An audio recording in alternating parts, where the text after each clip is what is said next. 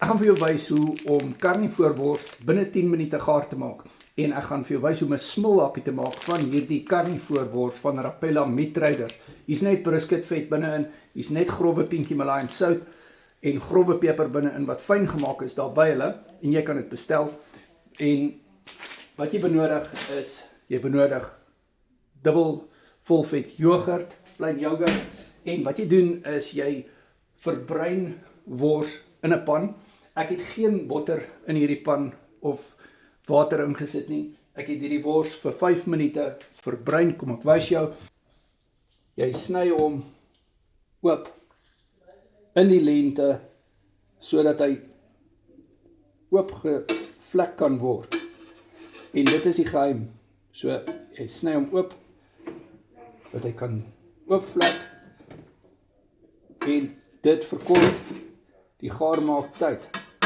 En wat jy doen is jy draai hom om en jy verbruin hom aan die ander kant. Wat jy nou doen is jy verdeel dit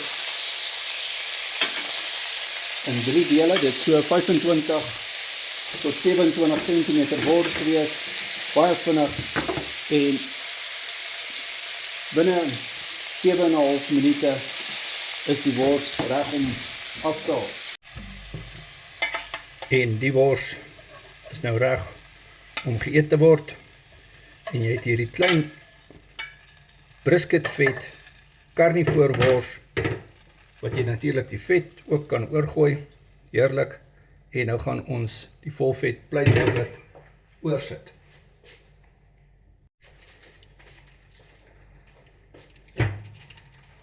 En dit gaan baie lekker saam. Jy kan natuurlik ook kaas oorsit as kaas vir jou toegelaat word op die karnivoor dieet, en doen 'n karnivoor keto word coaching sessie met my om uit te vind wat se tipe produkte jy kan gebruik op die karnivoor dieet. WhatsApp my nommer is in die bio. Jy kry 200 plus resepte en accountability partner in my.